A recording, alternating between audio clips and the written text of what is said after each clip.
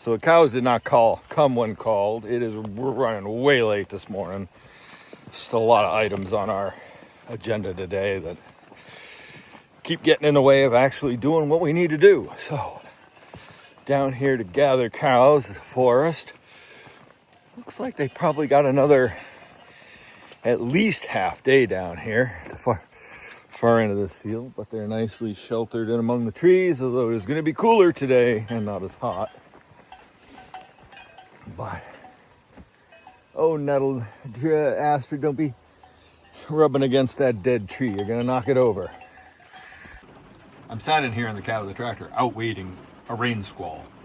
I set to park the bales over in the bale area and clean up after yesterday's bale wrapping and put the bale wrapper away, and I was going to move the trailer out of the way and put the manure spreader on, because I had thought today I could sneak in spreading some manure on that area we mowed here on the farm.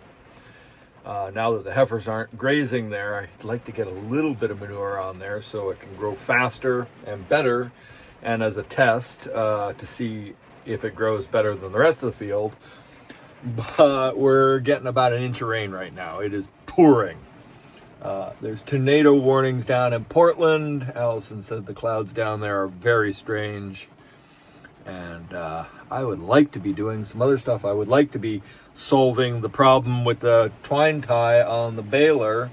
I have a couple of places I need to look. There's a part that could get rusty and not actuate correctly, so I need to take that off and make sure it's clean, the clutch for the twine tie system. And I need to check on a couple other things, but I'm not going to do it in the pouring rain.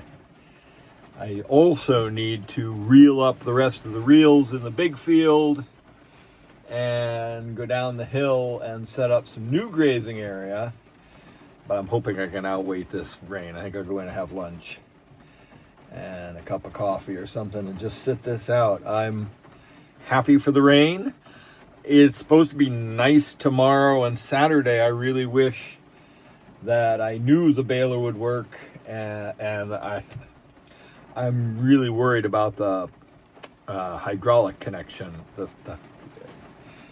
I'm worried that the hydraulic hose on the rake is a proprietary design or some kind of European fittings that I'm not going to be able to go down the road and get. And so that's making me a little nervous.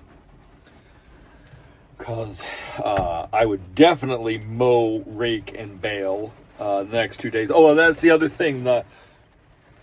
If last year is anything to go by, the field that I want to cut next that isn't my neighbor. So if there's only a 2-day window or 3-day window for cutting, that's not good enough for hay. I need 4 days for hay. And before I cut my neighbors, I got to make sure that the rake and the baler are functioning. So I'd like to get one more field in. The next one I want to do took me, what was it? I did 18 and 17 bales there last year or something. So basically I split it between two baling. I mowed everything, I raked everything, and I split the baling between 2 days just so that I wouldn't be strapped for shuttling the bales back and forth and wrapping them. So I kind of think that's a good strategy this year. Certainly if I don't have help wrapping the bales, it just takes me, it's twice as long. So, and also they'll accumulate with that many bales, and I don't have as much room, and we're not going to stack them out front there. So I'm going to have to strategize how to do some of these bigger, higher producing fields. So anyway, I want to do that field next if I got a 3-day window. Tomorrow is supposed to, after all this rain, it's probably a good idea to let things dry out. So if I was doing another small field tomorrow and Saturday, it worked fine. If I can get a hose for the rake tomorrow, that's what I'm hoping. Allison's gone today with the car to Portland on deliveries, so I can't, work on getting a hose. I think I have to physically take the parts in so that they can match them. And I may have to go to 2 or 3 different places to get that done. I'm grateful for the rain, but it's not helpful. Well, I'm setting up the tonight's grazing cell for the cows down here in the forest. The mosquitoes are thick. It's just finished raining. It's poured rain all day. Very windy. We got trees down in places. I'd rather they not be down right now. Not too bad though. So that'll be safe enough for the cows to be in here tonight with it. Fortunately, I had to come down and get them. And I found the heifers. 2 of the heifers were out. Because the fence lines there's so much tall stuff just draped over the fence lines, totally wet, totally grounding it out across the entire farm in places, especially down here. So I have been getting heifers in, fixing the fence, trying to get the voltage up, finding heifers out again, getting them back in. I'm here by myself. Got to get these permanent fences up. Anyway, I think I got the voltage raised up enough to keep the heifers in, at least so they know that there's a charge there. And as things dry out tonight, the voltage will come up as soon as the water and the moisture is off the fence line. Thank God I put the hotter fence charger on the other day before this. Otherwise, there'd be no charge down here. And it just shows that I got to put some work in this week on the fencing system. I've been picking away at it. I've been adding gates, adding lines to carry the voltage across gates, doing whatever I can when I have time. It just hasn't been convenient. Tracking down, spent a large part of the day trying to track down the fault on the baler and the part for the rake hose, which Pottinger Corporate is telling me is a proprietary hose with proprietary fittings. I don't believe it, but it's going to take me going to the place to get a hydraulic hose made up tomorrow and see if what I can get done. Anyway, the cell that I'm giving, oh look, sunlight is starting to clear. That'll make me sleep easy tonight. I did not like the cows down here in the forest with that wind. A couple of times I thought they would have come up on their own, but they were so happy munching, but they've wiped out the cell they were in yesterday. Quite a big cell, I think all day yesterday or maybe part of the day before, I don't remember anymore. Anyway, the grass in this one is thick and tall, and you can see where it's lodged. With all that wind and rain, it's right down to the deck. It is thick. It's up to my shoulders in places here. And that's this Timothy. Now, Timothy is a favorite of horse growers, horse people. And it's been in hay mixes forever. The big problem is it's a lot of stem. Some leaf, but a lot of stem. So but the good thing is it's high in nutrition, and it blooms later than the orchard grass and the fescue. So it's just starting to build its flower. That little conical doohickey is the flower. It hasn't started to open up to receive pollen yet, whereas the fescues have already spread their pollen and been fertilized and are going to seed. And so the Timothy mixed in, that's why I really love mixed species swords, is with the Timothy in there, there's still I'm trying to put up fencing. There's still a tremendous amount of nutrition to be had for the cows. So I was not aware. I'd like to get some more ryegrass back in the mix. I was not aware that this section had so much Timothy in it. It may have just been an expression of some of it went to seed, or the seed's been lying dormant waiting for the right conditions. Here's some ryegrass in here. Ryegrass tends to be highly nutritious, easy to digest, a lot of protein when it doesn't go to seed. So there is quite a bit of ryegrass down here. I need to get it reestablished up above. Okay. Okie doke. I think I got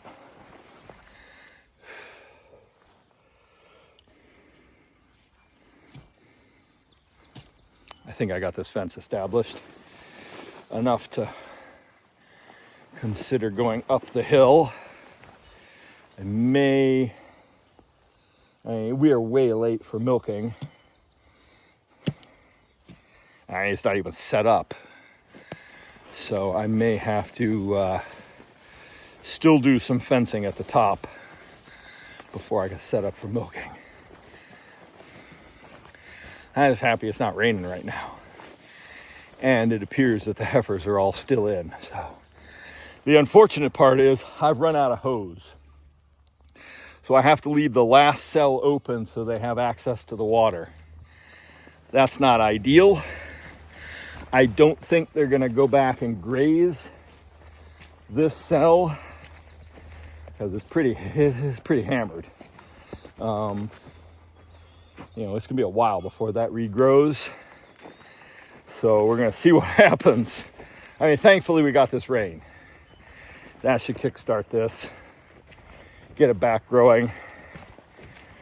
We got a lot of forage in here for heifers. Now the cows probably will be a little bit more choosy in here, but the heifers, I notice they're like goats. They're browsing.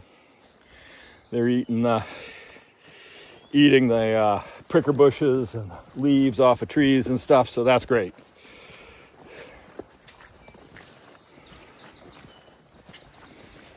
Oh, so nice to see a little bit of sunshine today. Now, it's supposed to be sunny tomorrow on Saturday, but without a rake and still having and I couldn't work on the baler today, so I don't want to cut and risk that. I don't actually have anywhere to cut. Not with as much rain as fell today. I'm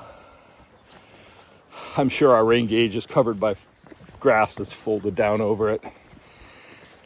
We don't seem to be able to get it in a spot where that doesn't happen. But we should have probably got a half, 3/4 of an inch today, which is great because I was starting to worry.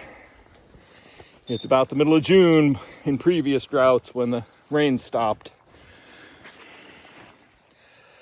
And then there's been other summers where it didn't rain in May much, started up in June and rained clear through September. So, with no chance of getting in fields. So at least I was able to harvest my 2 best fields, even though they're small, even though the yield was light. So we'll see. Check the fence now that I'm up here. Yeah. Just not hot up here. I don't quite know how best to get this power. Oh, drop things, why don't you?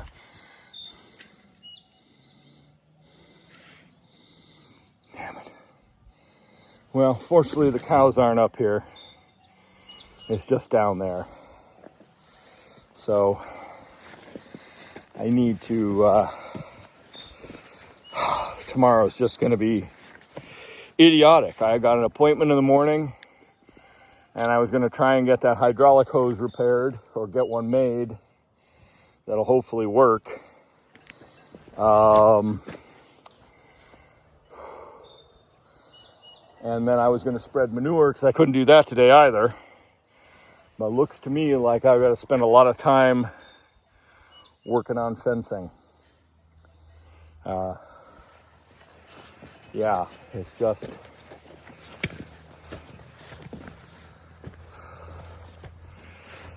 I didn't do what I needed to do when I built the fence. I was rushing to get the cows out on and have some permanent wires up. So I didn't bury a line across the bottom of the gateways.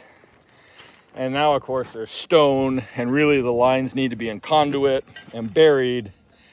to convey the power underneath gateways. So none of that's done. And now I've just been running lines and leaving them on the ground for the moment, just to make sure there's power being communicated everywhere. Fortunately, the cows don't seem to be tripping over them much. All right.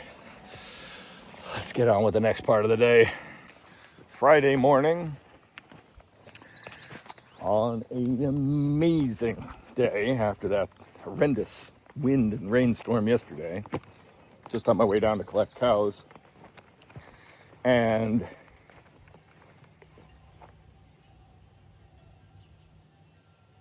you can hear the gamelan in the distance. Now, people often wonder why we have bells on our cows. You know, it's not just to be cutesy. We use the bells to help identify where the cows are.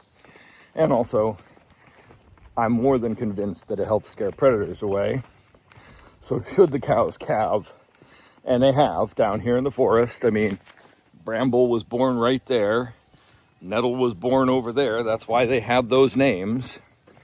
I'm convinced that the bells help keep the coyotes and predators away. So, and when they're all just grazing, it's lovely.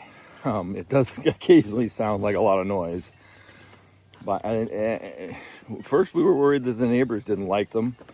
But everybody says how when the cows are out during the summer and their windows are open, they love to hear the cowbell. So it's a win-win. Happy to report the heifers are where they belong. And the cows are happily munching away here where they belong. Come on, ladies, let's go milking.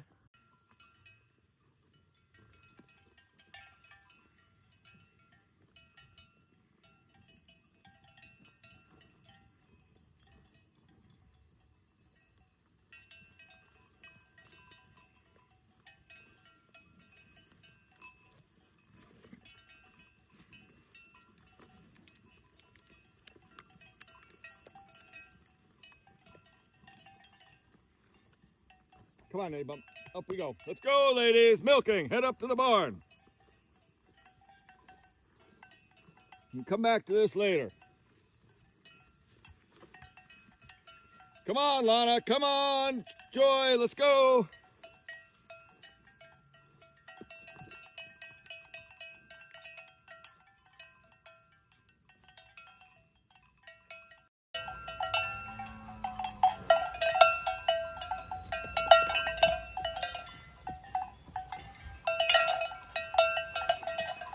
Come on, ladies, let's head up.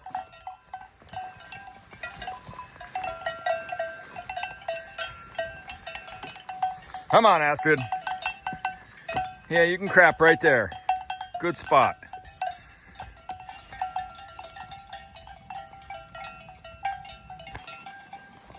Come on, Luna, let's go. Why are you still laying down? Come on, darling.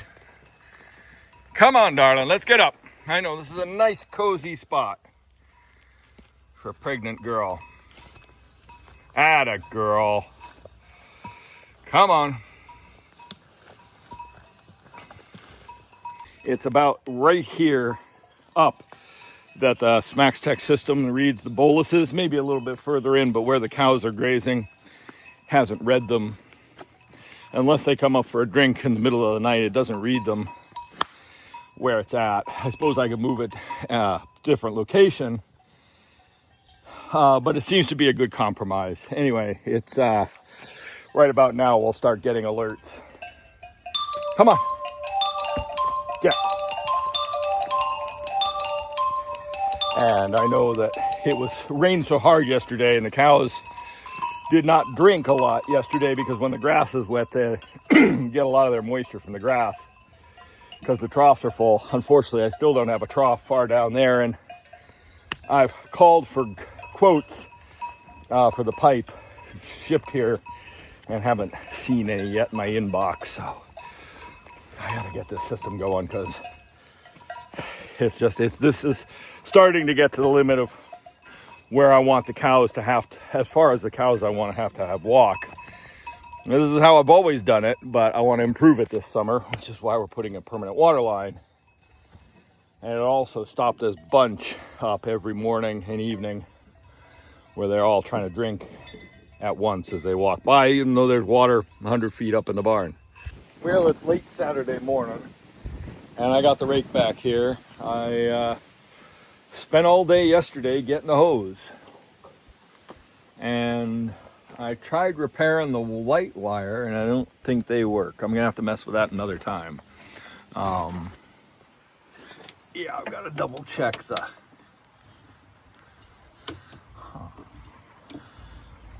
connection here, because some reason, despite fixing the wires and whatnot, it's not working. Anyway, the hose was way less expensive than I feared. This fitting here is a little damaged. This fitting here proved, which is almost the same, proved to be difficult to find. So what we ended up doing, I had to drive for an hour and a half north of here to go to the place where I bought the rake from. The only way to get that hose, well, the hose is one thing, it's the fittings that are impossible to get in the state of Maine on short notice. The hose itself was going to be a week to deliver, but they had an identical new rake in the crate, so I made them steal the hose from that. So thank God it works. I got it here. Now I've got to keep from damaging that, but I also need to find a source of all these metric special fittings in case because I could have had a hose made 20 minutes from here if I'd had the fittings, but because nobody carries these fittings because they're non-standard, they're smaller than a lot of fittings used here. They're metric, they're foreign, so nobody had any clue what to do with them. So I got to find a source for those fittings so I can just have some on hand, so I can just get hoses repaired. Rather than, I mean, the price was right. It was under $100 for the hose. I was fearful that it was going to be viciously expensive. I probably should have bought a new wiring loom because I damaged that one. It was cut, but I repaired it. The repair was simple enough, but for some reason the power isn't transmitting, and I got to get a multimeter out sometime and solve that. Fortunately, the lights on the tractor can be seen through the rake, so it's not too critical. It'd be more critical at night, I would think, and I'm not planning on traveling with this at night. So annoying that it got damaged, but I'll solve it at some point.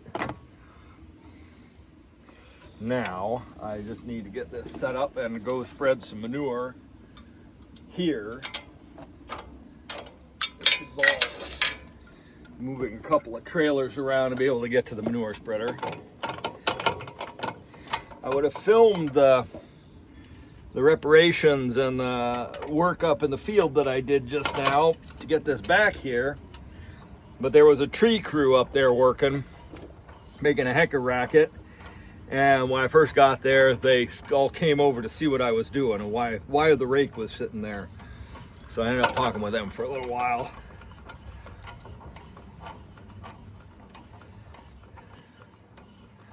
But I'm happy to have the rake back here in the dooryard, that's for sure. Happy to have that hose, so now that I can go rake when and if I get a chance coming up.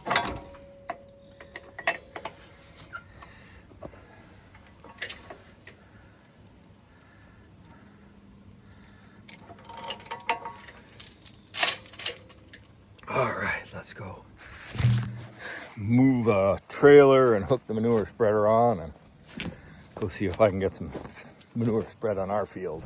All right, well, I just managed to spread 2 loads on the grazing field. I'm gonna lower that tailgate before I disconnect it. Got a couple big clumps. Where is it? Right there, I think that big black clump there. I've got to figure a way of composting this stuff more smoothly and get these stones out of here too. Yeah, it's not a convenient process. Well, I gotta have to go out here with a pitchfork and spread that pile out. So, oh, look at that! happening again. I'm gonna go ahead and leave the spreader out here in this corner of the field near the lane. It's easy to get to, it's not out front.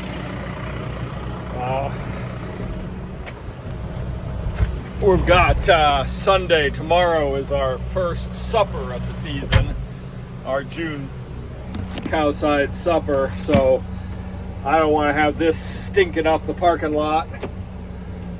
So just, okay, I did disconnect the PTO shaft. It's just as well to have it sit out here. We're supposed to get some rain tonight and tomorrow, so I'll help wash that stuff in. I need to drift out there with a pitchfork and separate those big piles in the next couple days. Kind of annoying that that happens. A second beater would be helpful to break that up, but really the way this manure is and that kind of spreader, there's really nothing you can do to stop clumps like that from happening unless you've got better composted manure. So I can see I'm going to have to really up my composting program on the manure and stir it around a lot more often, move it so it spreads nicer. I'm going to park, oh, I'm in the wrong configuration. I parked the tractor for fueling it. Alright, anyway, someone was here a few minutes ago. I thought it was my wife coming back, but no, Allison is not here. That means customers were here and left. Annoying. Alright. Let's get this tractor parked and think about the next thing. I would have spread at Hank's today. I just don't want to. It's getting...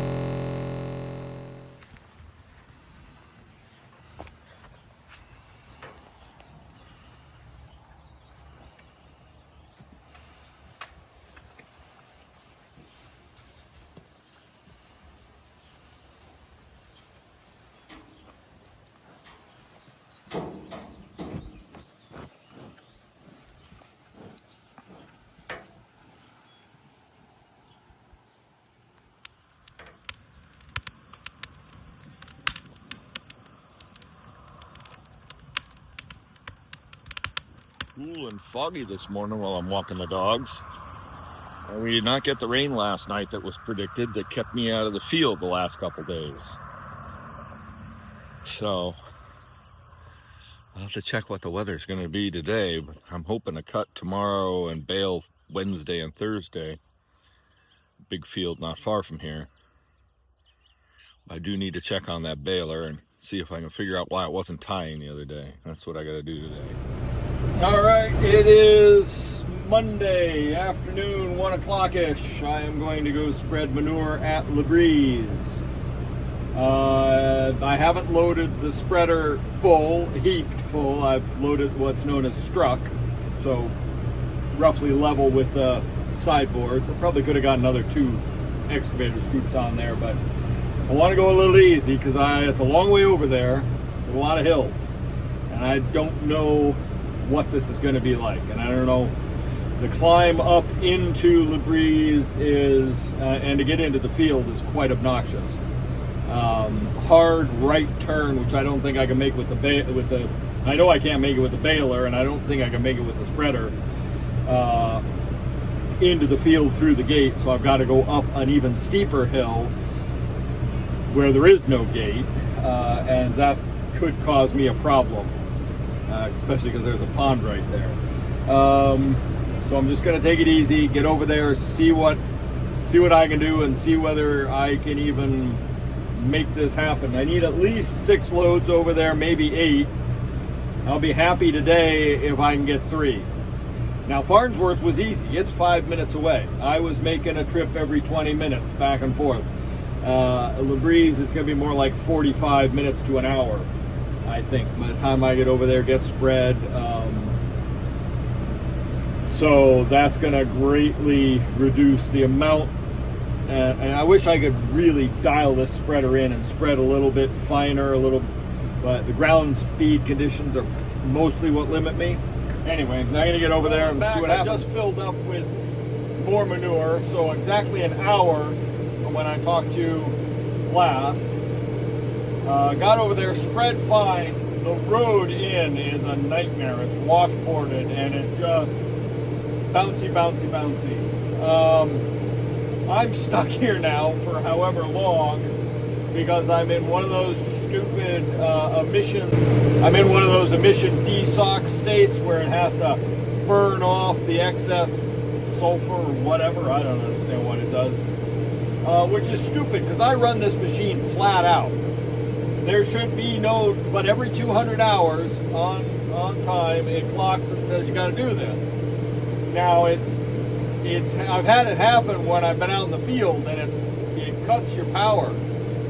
So fortunately I was able to hit the don't do this switch early enough. I waited till I got back here and parked up while I loaded up, but I've loaded now and I'm still sitting here. It's a 20-minute operation. It is so stupid. There has to be a better way to do this emission stuff. I don't get it. Like I said, I burn this thing full bore. I run this thing. There should be no carbon, no nothing in any part of it, the way I drive and use this machine. So I don't get why it forces you to do this, but here I am, stuck for 20 minutes. Well, I just checked the weather forecast. It looks like we're supposed to get up to 2 inches of rain in the next 24 hours. So more important, I get some more of this manure spread now, so it's washed in. And hopefully it won't make the next field I want to cut too wet. I'd really like to get that Karen's field, 12 acres, cut Wednesday and Thursday. I just had to stop because the road is so rough. In between here and there, the home farm and here, it's really rough too. But a couple of frickin' bumps that'll send you to the moon. This driveway is washboarded like crazy. Now, I'm gonna try and go up this hill in first gear. Is that gonna be stupid? Yeah, that's gonna be really stupid. I need medium range. And four-wheel drive to get up here. This is, not the easiest place to bring big farm equipment and heavy farm equipment.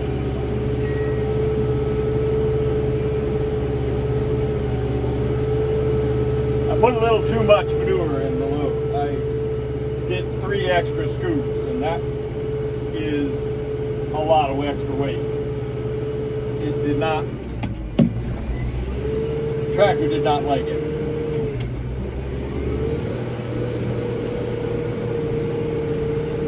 So I'm gonna see how far this load goes. If I can just get a thin coating everywhere, that would be fan-diddly-tastic. I may also try and spread some urea up here in a week or so. I'm just going to start in the middle of the field and work out because that edge is awful bumpy and the grass grows really well over there, so I don't need to spread as much. But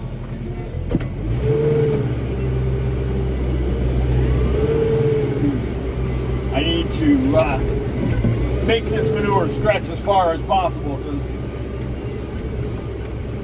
I don't want to put it, I've been putting it on too thick, I think. I don't want to put it on too thick because that just complicates making silage.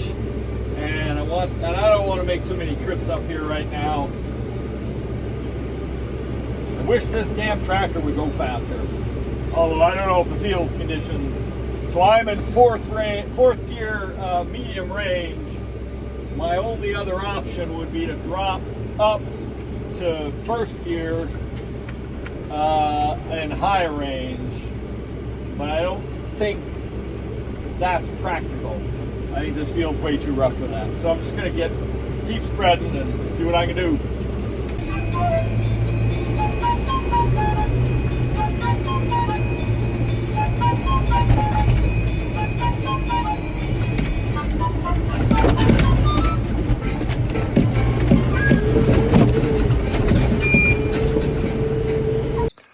LaBreeze could have used another 2 loads of manure spread on it, but I didn't want to do the little field close to the house because, like I said before, there's the well and the pond there, and by the time you exclude the zones around those where you don't want to put nitrates, there's not much of that part of the field to spread. So it was really just another load or 2 on the big field, and I don't want to go too thick because I don't know what it's going to do to the silage.